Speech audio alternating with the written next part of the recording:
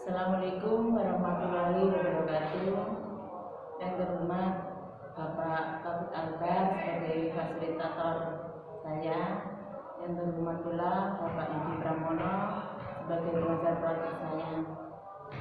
Dalam kesempatan ini saya akan praktik coaching bersama Bapak Aris Rianto, yaitu dalam program supervisi akademik. Di sini nanti saya akan melakukan tahap praobservasi. Terima kasih kepada Pak Aris. Selamat pagi Pak Aris. Selamat pagi, Bu Siam. Gimana kabarnya?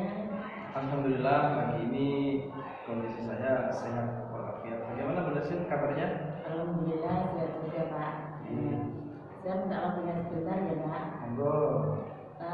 Pada pagi ini saya mau melakukan praobservasi kepada Pak Aris, yang mana saya nanti minta jamnya Pak Aris untuk praobservasi. Nah, di sini tujuannya adalah untuk mengembangkan dan meningkatkan kompetensi dalam mengajarnya. Oleh karena itu, saya ingin tahu nanti seberapa jauh untuk kesiapan Pak Aris untuk menghadapi praobservasi. Mungkin Pak Aris apa yang diinginkan dan harapannya nanti seperti apa? Ya, harapan saya dari kegiatan praobservasi ini adalah kita bisa saling bertukar pikiran, saling bertukar pendapat terkait dengan pengalaman Bu Siam, pengalaman saya selama di kelas. Harapannya nanti ada perbaikan dari apa yang sudah dan akan saya laksanakan di proses pembelajaran nanti di kelas, supaya ada perbaikan dan mengarah ke yang lebih baik. Itu boleh sih. Terima kasih Pak Aris. Semoga nanti ada perbaikan yang ke depannya. Nantinya Pak Aris itu nanti mau memberikan materi apa ya Pak? Jadi untuk saat ini masuk pada materi operasi bilangan matriks. Jadi besok itu kalau seandainya Bu Siam akan masuk ke dalam kelas saya, materi yang akan saya ajarkan adalah operasi bilangan pada matriks. Berarti Pak Aris nanti akan memberikan materi tentang operasi bilangan matriks. Kemudian apa tujuan pembelajaran yang akan diberikan Bapak kepada anak itu? Ya, tujuan pembelajarannya untuk ranah kognitifnya adalah siswa mampu mengoperasikan dan mengerjakan soal-soal terkait dengan konstekstual yang berkaitan dengan operasi bilangan pada matriks. Itu tujuannya. Terima kasih Bapak. Apa yang perlu disiapkan dari Pak Aris sendiri tentang kegiatan pembelajaran? Ya, untuk persiapan yang pertama yang sudah saya siapkan adalah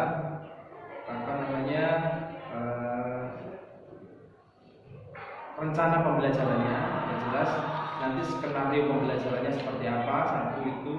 Yang kedua, alat dan bahan yang akan saya gunakan dalam pembelajaran besok. Yang ketiga, yang jelas media ini yang akan digunakan anak-anak untuk belajar. Itu berarti. Berarti di sini Pak Aris sudah siap untuk akan observasinya, karena ADP sudah siap dengan LKPD-nya ya Pak. Iya, LKPD. Kemudian tentunya Pak Aris juga menggunakan strategi terhadap metode pembelajaran. Gimana Pak untuk metode strategi pembelajarannya? Ya, menurut berdasarkan rencana pembelajaran yang akan saya laksanakan, untuk tahap inti atau tahap pelaksanaan yang jelas nanti demonstrasi sebentar. Setelah demonstrasi nanti siswa akan dibagi menjadi beberapa kelompok.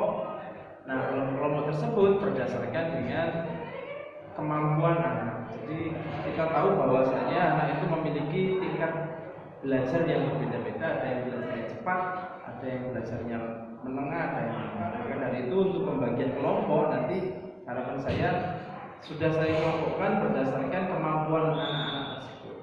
Seperti itu. Supaya nanti anak yang belajarnya cepat bisa membantu siswa yang lain, siswa sebayanya untuk membantu belajar. Seperti itu Mas ya. Berarti nantinya Pak Ari sudah mempersiapkan diri untuk pembelajaran menggunakan diferensiasi. Karena anak-anak itu mempunyai gaya belajar yang berbeda-beda. Ada yang anak menggunakan gaya belajar dengan video visual, kemudian estetik, itu bisa menerjemahnya dari apa yang disampaikan oleh seorang guru. Kemudian area kompetensi yang diperlukan nanti seperti apa ya yang perlu dikembangkan? Dari proses pembelajaran yang akan dilaksanakan ini, area pengembangan yang nanti akan kita dapatkan yang pertama adalah pengetahuan. Harapannya nanti pengetahuan siswa terkait operasi matris itu bertambah. Yang kedua dari segi keterampilan ini harapannya siswa mampu mengaplikasikan apa yang sudah dipelajari dengan keadaan atau soal-soal berkaitan dengan konstekstual kehidupan sehari-harinya, itu keterampilan. Juga nanti mengarah kepada sikap Mas ya. Jadi sikap ini harapannya nanti anak-anak mampu bertanggung jawab, kemudian disiplin, sekaligus juga nanti anak-anak juga bagaimana pantang menyerah ketika mengerjakan soal-soal yang sekiranya nanti susah. Semoga anak-anak nanti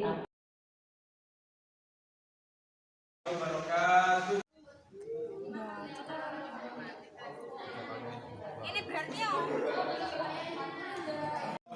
di kelas 10, di kelas 10. Saya di kelas 10 ya. Kelas 10.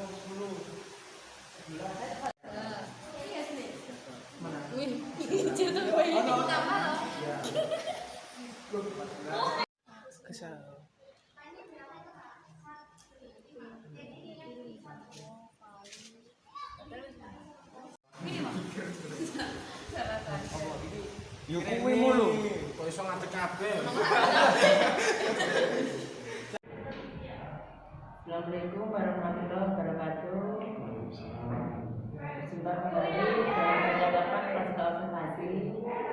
Saya Kasian calon kebetulan angkatan 8 dari SMA PGM Purworejo. Saya masih ditemani oleh Bapak Aris Yanto, yaitu guru matematika di SMA PGM Purworejo yang nanti diobservasi dalam supervisi akademik. Dan saya juga masih ditemani oleh Bapak Ibu Pramono sebagai pengurus praktik guru pembela angkatan 8. Di sini nanti gimana kabarnya Bapak? Baik. Sehat.